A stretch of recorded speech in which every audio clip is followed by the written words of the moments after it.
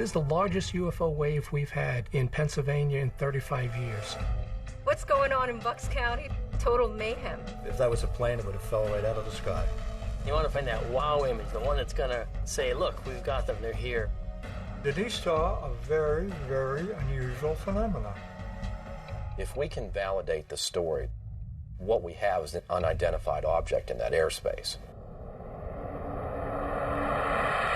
UFOs exist. What is not certain is what they are. The Mutual UFO Network, or MUFON, watches the skies, investigating sightings soon after they occur.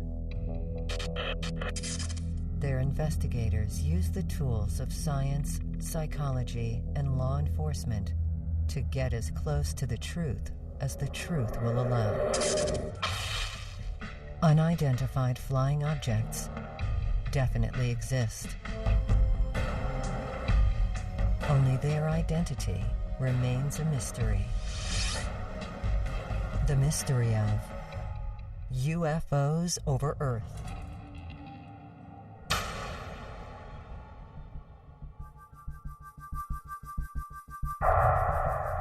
I'm excited. I'm excited that they're coming. I'm excited they're at my back door. I am waiting to see what the culmination of all this is. It, to me, is something that is at the forefront of a breakthrough.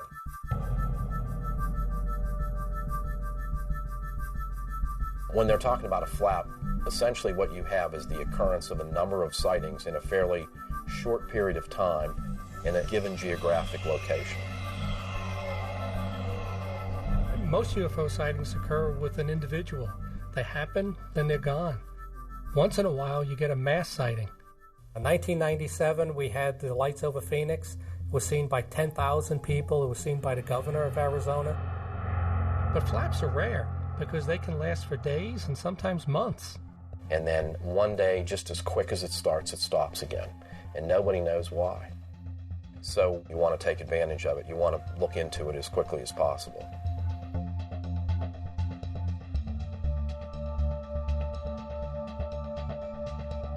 This is the largest UFO wave we've had in Pennsylvania in 35 years. We normally get 8 to 10 sightings a month. We get 63 reports in July. There were 25 more in August, 32 more in September. Why all of a sudden is Pennsylvania seeing all of this? Something is going on. Even though there are different days and different times, we're seeing a description of some very common objects.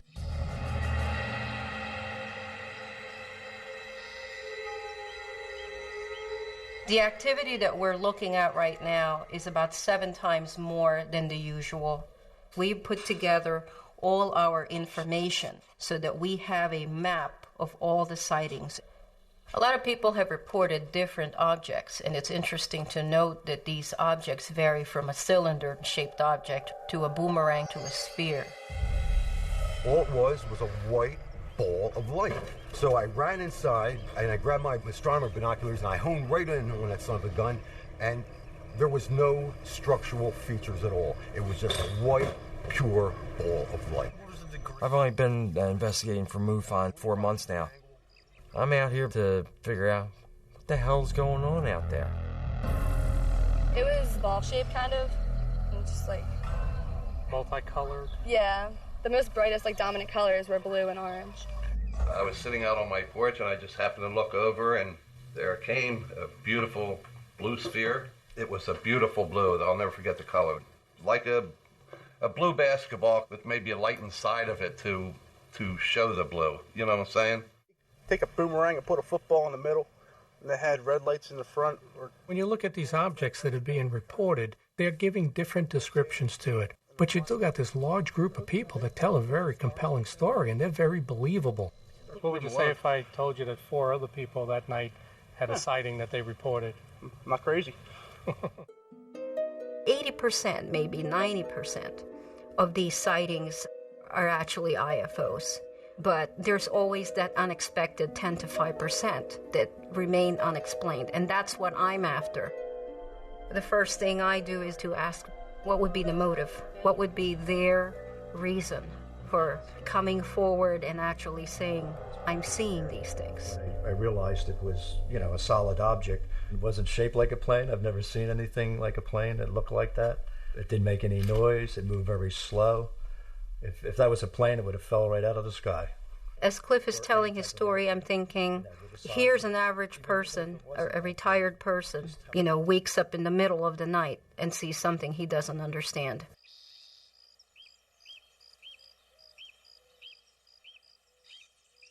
I think the fact that you have over 50 witnesses, they don't know each other, they don't know of each other, I think that says something about this investigation, that something real happened, that these people saw something that they can't explain that looked unnatural to them. So I happened to see 4 objects coming round, lit balls. We're looking up and they're out there, and 2 of them were kind of stationary. Now that they make that type of a sound? Yeah, that's the usual A-10 warthog flying by, and that's pretty close. They usually don't fly over our house like that, but... But the sound from the UFOs, did they sound like this? There was no sound whatsoever from these sites. So that's unusual. Yeah. How did you feel at that point? Were you afraid? Were you excited? I was a little bit uneasy because they were absolutely silent. That was what struck me, was there was no sound whatever. When she gives her description of those 4 objects, just like her husband, it was a very believable, compelling description. Yeah. To speak to them, you're convinced that these people saw what they saw. We live within 5 minutes of the air base, so I've come to be able to identify all kinds of military aircraft, F-14s, F-18s, A-10 Warthogs, the whole bit. And I immediately knew this was nothing that I could identify as either a commercial aircraft or a military aircraft. It was something, totally different. Could this be ours? Not unless we have some kind of blue ball ships. I'm seeing a bigger story here. Clusters of people with good backgrounds, they're all coming forward. But people don't have evidence. Did you at any point want to take your eyes away and go get a camera? I never, the thought never occurred to me because I was fixated. Yeah, remember. I was just mesmerized, fixated, and I just couldn't take my eyes away. One of the things that I wish would happen is that someone else would see it and maybe get it on film.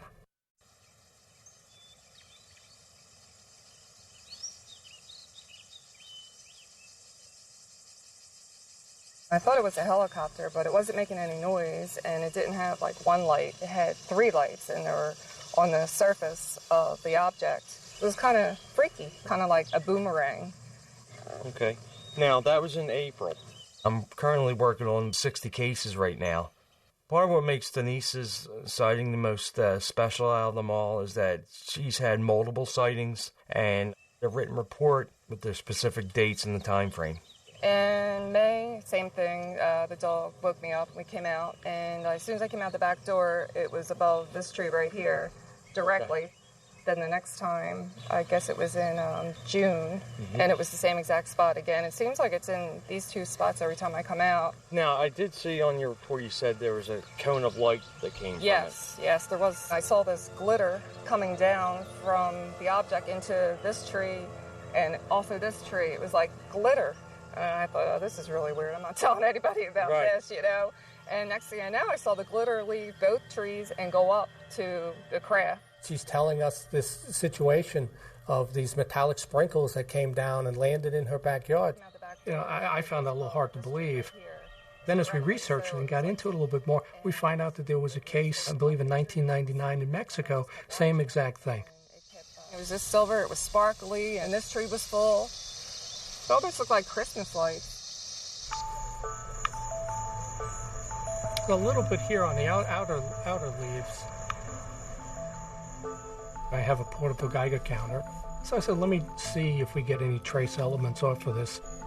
As I put it on the branches, in towards the center of the tree, you didn't get any readings. But then as you got outside to the perimeter of it, on the top of the leaves, it was clicking, it was going off. I'm like, wow, this is something solid that we can work with.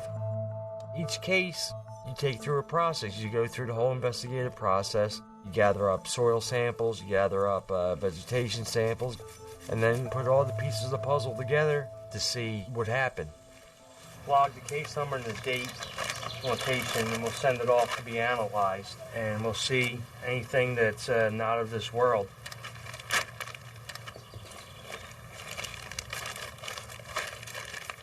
That brought it to a different level. That brought it to a different level of expertise. Then we find out that Denise has photos. She's got pictures.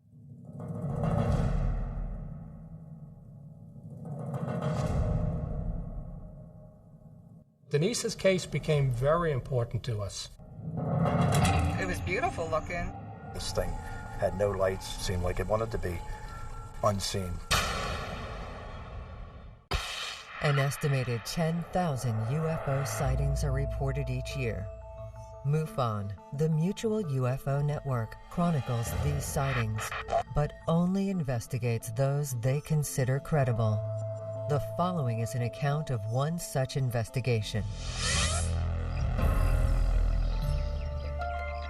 Just happened to look over, and there came a beautiful blue sphere. We were about like right here, and it was flying that way. It didn't have like one light, it had 3 lights, and they were on the surface. Denise's investigation is really what you hope for, because there's a lot of evidence coming together here that says something really happened here. Hi, Denise. Hi, how are you? Good. This is Tim. Hi, this is nice Mark. to meet you. Hi, Denise. Hi, nice to meet you too.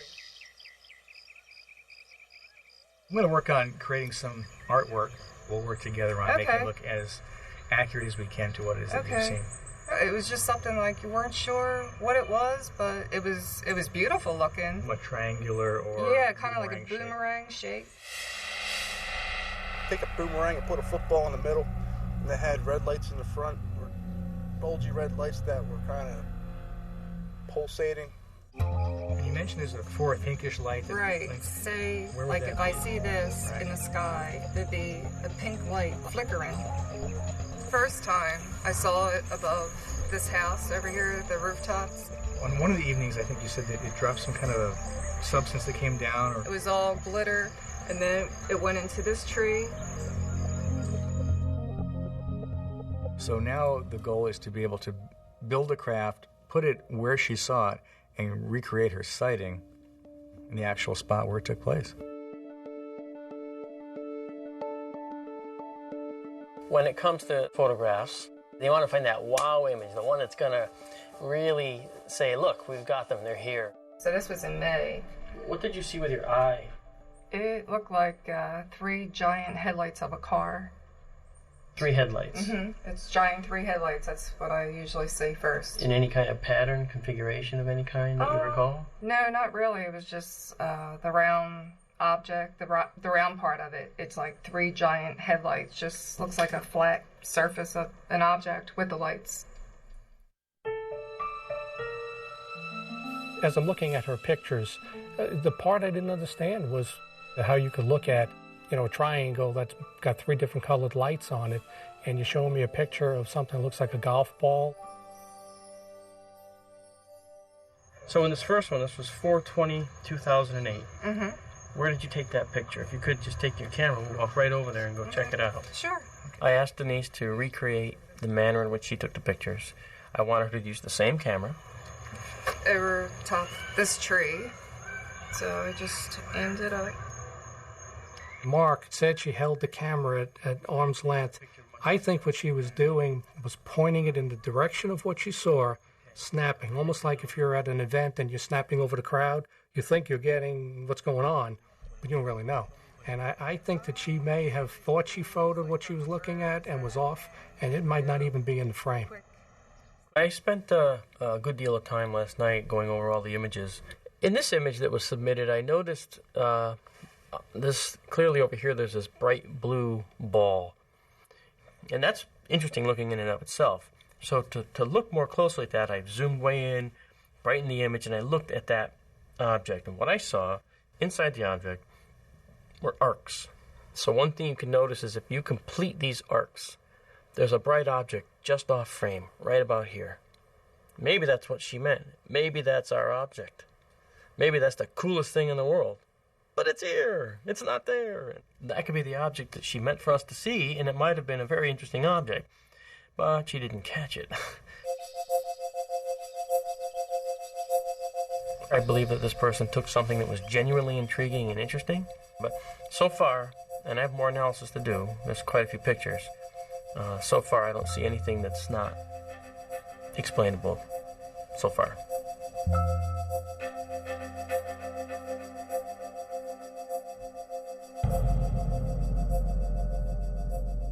Can you show us where your second sighting took place? Yeah, it was outside if you want to go out there. Let's go out there. Okay, so here we are.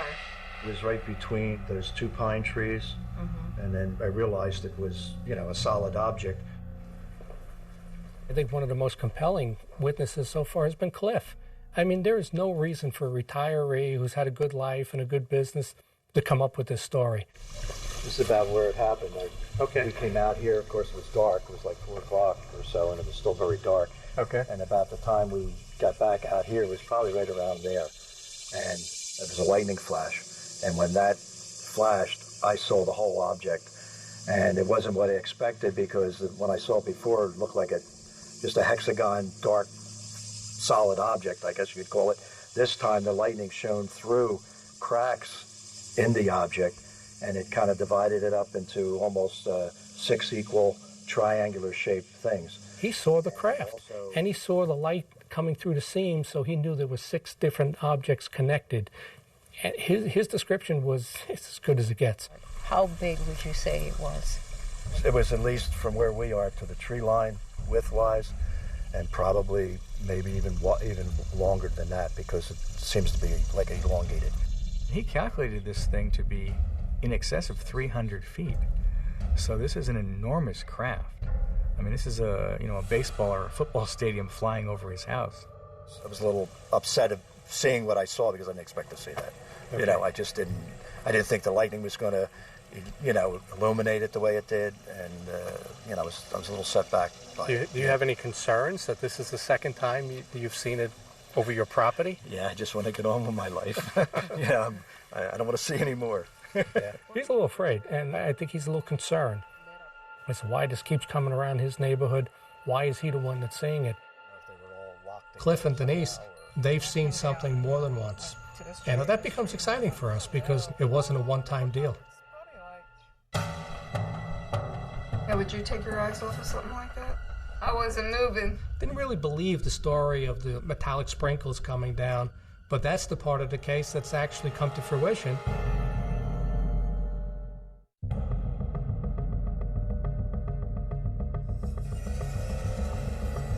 It got right near my house when it briefly turned red, and then bang, it was gone. It vanished. It was going really fast, so it had, like I said, that motion. Over here.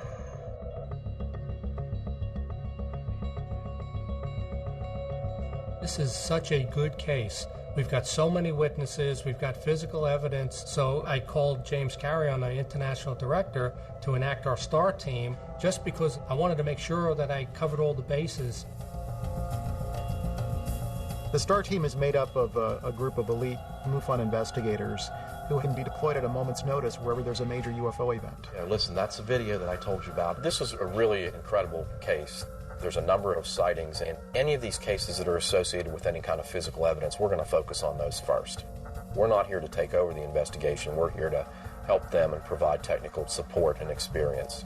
When you have members of the STAR team coming down, that in itself is an indication that we've got something here that's a little bit more unusual than just the rasher sightings. Denise, when you saw these flakes come down, did they reach a certain level and then get sucked back up right away, or did any of them reach the ground and get sucked back up? No, none of them reached the ground. They came down simultaneously, and it looked like Christmas lights. It looked like it was Christmas, like they were all glowing.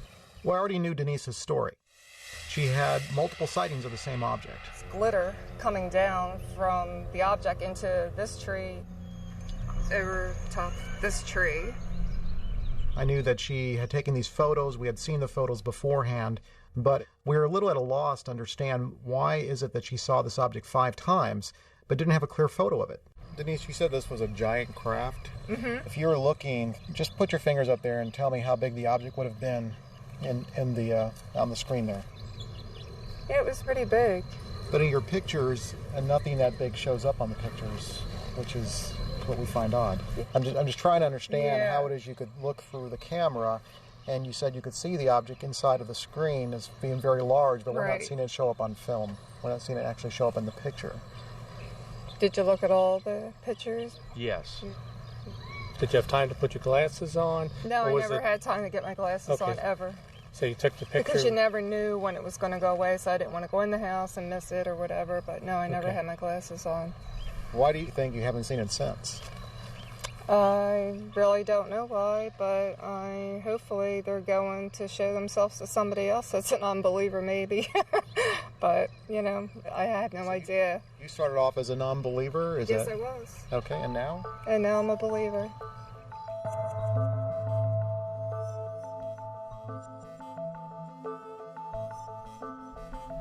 It's pretty cool. Denise, does this look like the object you saw? Yes. Yeah, except it goes slower.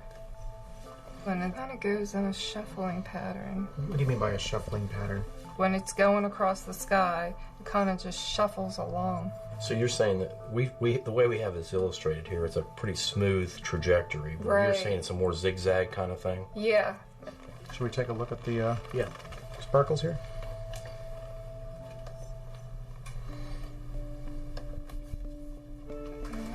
Whoa. Oh, that's cool. Looks like Christmas. Oh my gosh. Is that what it looked like? Yeah, except it was twinkling more. But other than that, just like it. And they just pulled away and went up just like that? Just like that. I just can't believe someone can capture what you're seeing, It's like if these guys were there. Do it again. And when we talked about the sighting in the glitter, she seemed much more confident. She was very direct. Her answers were spontaneous. And she seemed like she was telling the truth about that. But she's alleged that glitter had come down in the trees and illuminated the trees. And she stood there for 20 minutes and watched it, never thought to get a camera. Just like that? Yep, just like that. Now, would you take your eyes off of something like that? I wasn't moving. When we showed her those metallic sparkles, sprinkles coming down onto the tree, she lit up. That hit it right on the head, that this was exactly what she saw coming into those trees. So to me, that was confirmation that we got something good. It's always like flickering. It's like a little flicker.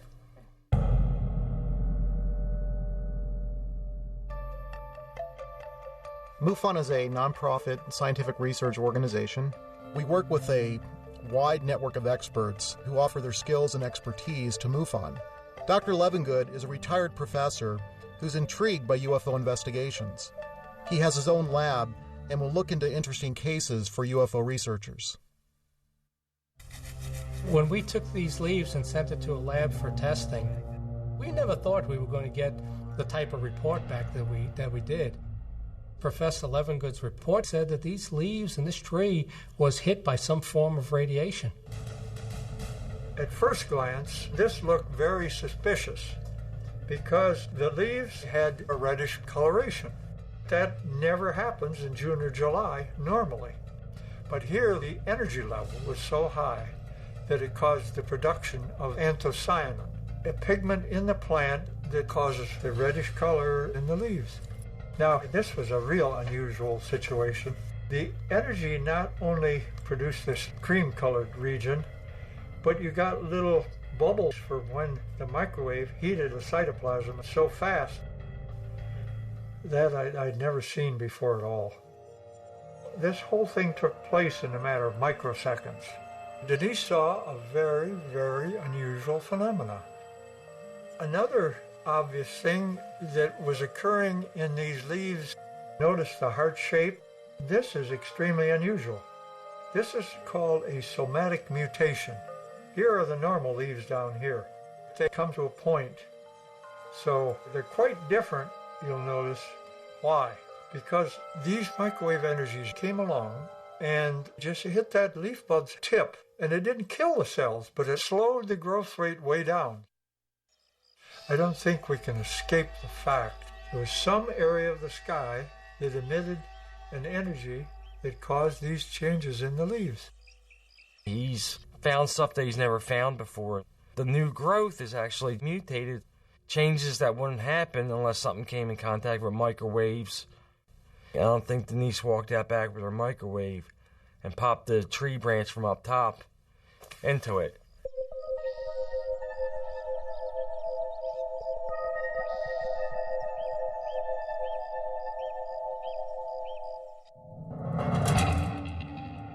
I saw the whole object. I wasn't quite sure whether or not I was losing it. The guy has really nothing at all to gain by making up a story like this. All MUFON investigators are volunteers. Their full-time occupations range from police detectives to computer graphic designers to aeronautical engineers. They bring their skills to each investigation.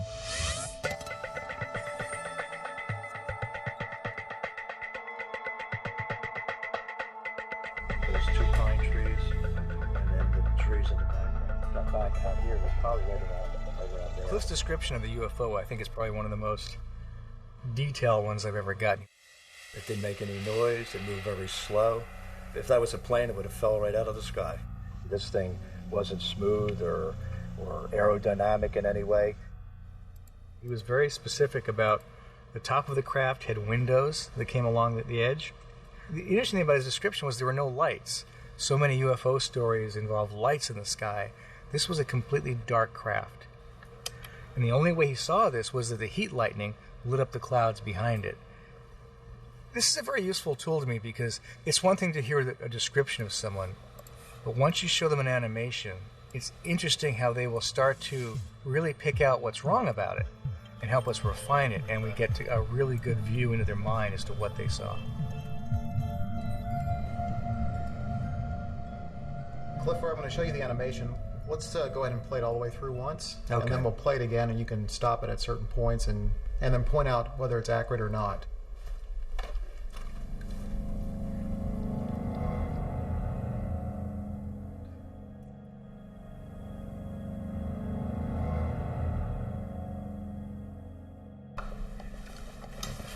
Initial impressions? Very realistic looking, but it's too smooth on the sides from what I could see there. It didn't look quite like that. And if you're trying to get in the perspective of how I saw it, it wasn't going this way. It was going like kind of away from me. So down the bottom, that wasn't definitely. So it looked more like a pizza. It was cut 6 slices. It was more consistent on the bottom here. So it was still gray, like the color of the here sky. we got it black. But no black. You can't really see the seams. Was there any lighting at all in the craft itself? Or, no. So Cliff's reaction to the animation, he made elaborations on it, going back to the very first description he gave me and the first drawings that he showed me. You're seeing someone who is relying on memory rather than imagination. Here, and then after Cliff saw the animation, he opened up and started to tell us a lot more about what happened to him. And that's what we were hoping for. There were some things that happened during both sightings that I didn't really bring out because I at that point I know what I saw, but I wasn't, I wasn't quite sure whether or not I was losing it. What it was doing as it went along, it would kind of jump, and you would see it here, and then you would see it here. Well, it kind of goes in a shuffling pattern. What do you mean by a shuffling pattern? Like, when it's going across the sky, it kind of just shuffles along. So it's almost like you were filming something and that's the only object that was moving. It would look like it was here and then it skipped and it goes there. The object skipping through the sky. When he got into that mode of explaining that, that's sort of what tipped me off to there might be a little more to it than was initially realized. Very unusual. To me, Cliff seemed like an extremely credible witness. I don't see how this guy is going to at all benefit by coming forward with a story like this. He has so much more to lose than he has to gain. In terms of his standing in the community, the way his neighbors are going to view him, the guy has really nothing at all to gain by making up a story like this. It's not exactly what I saw, but it's the best I could do for... I think he's coming forward because he's seeing something that he can't explain. that he wants someone to verify it for him. And just like any kind of credible witness, they wonder about their own sanity. They wonder when no one else can validate what they've seen, whether it's something that they've made up. But his deep conviction tells me, and his stability tells me, that what he's seen must be true. Were you sleeping and woke up because you sensed something? The dog woke me up. Very little of what he had to say makes a whole lot of sense. I managed to isolate some very small flakes of a white compound. There is something intriguing here.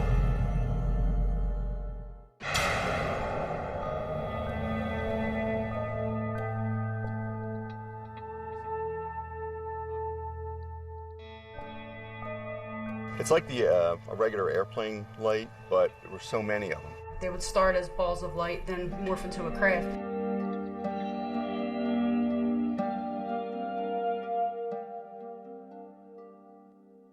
When I got Levengood's analysis, I was intrigued by the fact that something may have chemically altered these leaves or caused mutations in the growth, but I knew that I had to get a second opinion.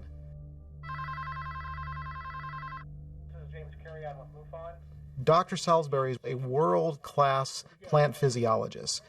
We took Levengood's report and we forwarded it on to Dr. Salisbury for him to just take a look at it and tell us whether he agreed with Levengood's analysis or not. Unfortunately, he starts right off jumping to conclusions. He jumps to conclusions throughout the whole analysis.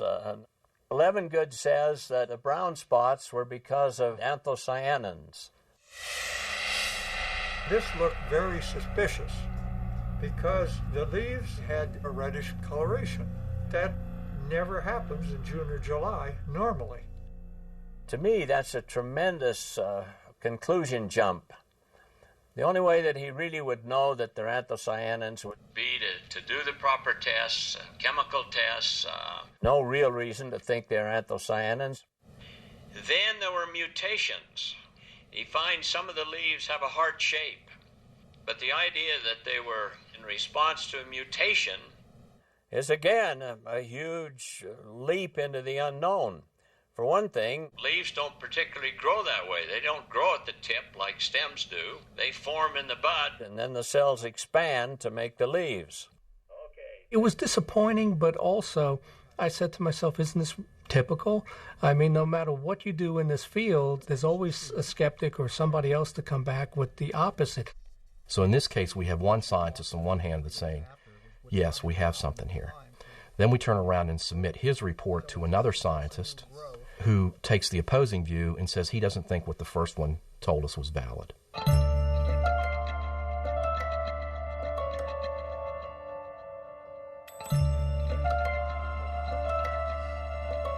There's several photos that were interesting. Let's take a look at this one. My understanding is that this is the image that she's told the investigators was a pretty direct representation of what she actually saw that night. What do you think of it? When you look at this image, you see what looks like a bright, splotchy-looking image. So now you have this and that. So here we see the bright image. You have to identify that and also account for what this is. What's that? I asked Denise to take me outside and show me exactly where this was. You got the coordinates and then... I did. I did a compass bearing of 220 degrees.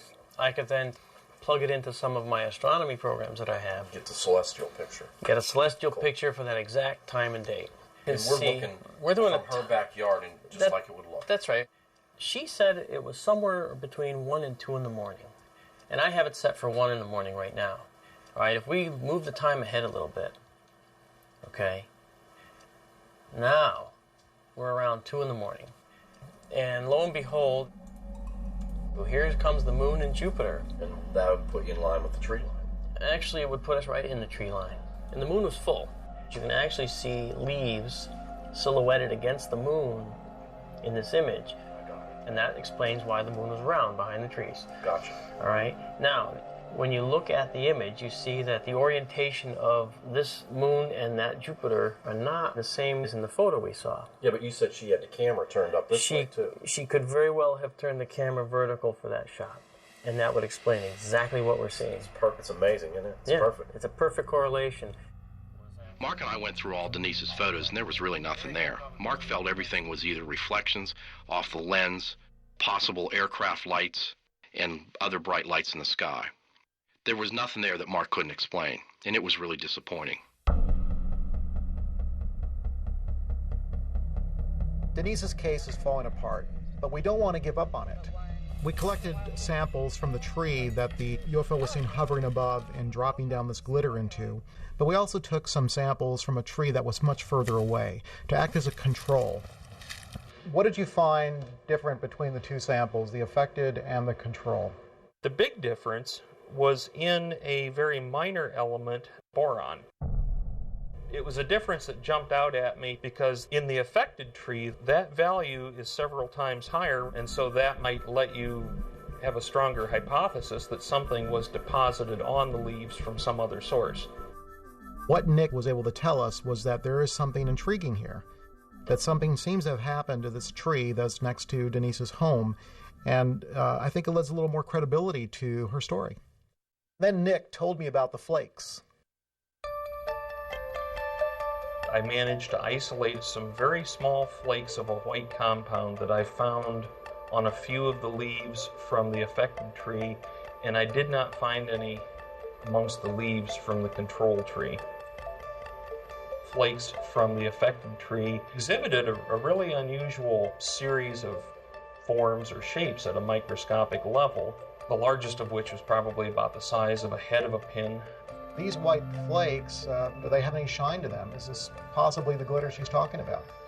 Well, if there was a shower or some kind of a cascade of flakes that would have been of the size of that one, I would say that if you had a bright light source shining on them, they probably would glitter. I mean, they would show up, I would think. It's been a real roller coaster ride with Denise's case. We thought we had this compelling evidence that just came tumbling down. But then Nick comes forward with these unusual flakes and boron content, which makes Denise's story more compelling. So maybe something happened here after all. That's exactly how it was. It's eerie. If we can validate the story, what we have is an unidentified object in that airspace. MUFON annually investigates an average of 5,000 reported UFO sightings.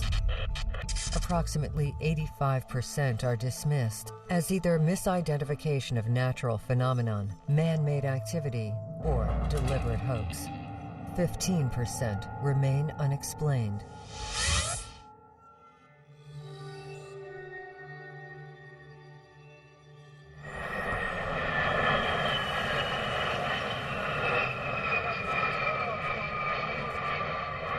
Just about everything in our arsenal comes off of this Willow Grove Air Force Base. We've got Harriers, they have C-130s, F-16s, Warthogs, you name it, it comes off of this base. But no hexagonal aircraft that we know of. That's pretty close. They usually don't fly over our house like that, but... But the sound from the UFOs, did they sound like this? There was no sound whatsoever. I immediately knew this was nothing that I could identify as either a commercial aircraft or a military aircraft. It'd be important for us to go in and maybe interview the base commander. We're trying right now to set up an interview for you guys. Do you really think they're going to tell us anything? Well, if it's an exotic top-secret craft, I really doubt it, but I think it's worth the shot. I mean, we have to talk to them. We have to give them their opportunity. Absolutely. How do you get to the truth? I mean, you know that the government knows. They have to know. They monitor everything. And we keep plugging away, at this low level, trying to find out what the truth is, and it's very frustrating.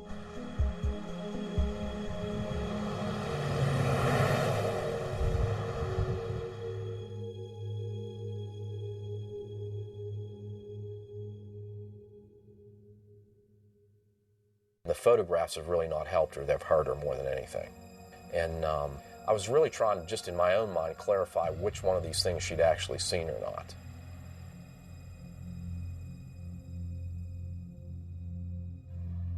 Oh my gosh. Ooh. It's eerie. Now, the next one was when the lights came down and went into the tree in the backyard.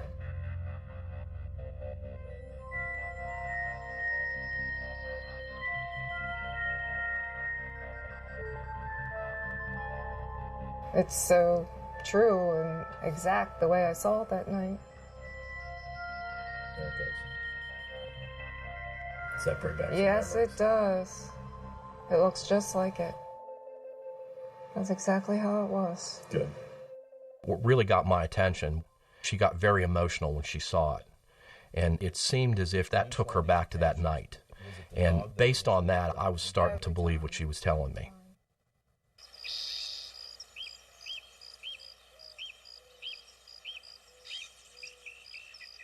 We tried to adjust this to make it look as close to what you saw as possible. Okay.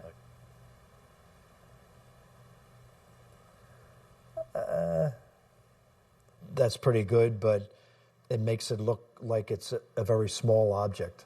This thing was immense. And the height of it, and as big as it was, set me back.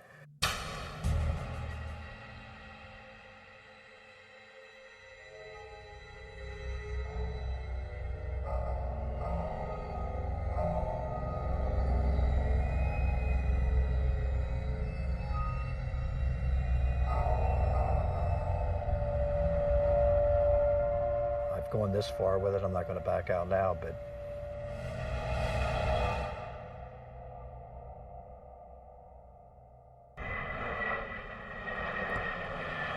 I did manage to go down to Philly International Airport and take a look at the radar tracks.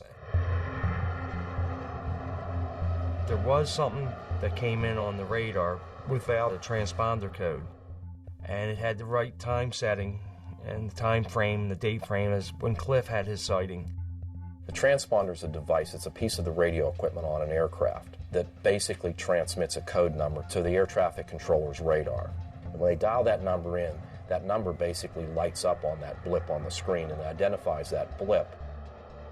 Going through congested airspace like Philadelphia without a transponder, it'd be like driving a vehicle up the wrong side of an interstate highway at night with no lights on. And this craft did come down, flew around, went west, turned around and made a U-turn and came back up and headed back towards New York.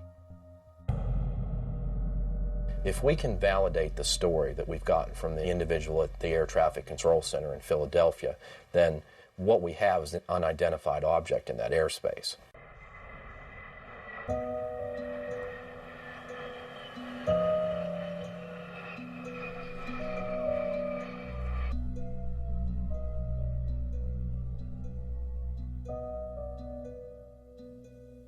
I don't remember any cases, but I'm sure we can look back through our archives and see if there's anything similar. it's a possibility. Most of the witnesses I've talked to have been very convincing, very down to earth. It gives me an idea that there has to be something out there. Like they say, there's smoke, there's fire. I believe that what we have to do is just keep asking these questions, doing these investigations, so that the public knows it's okay to come forward with their reports, and eventually, we're going to get an answer.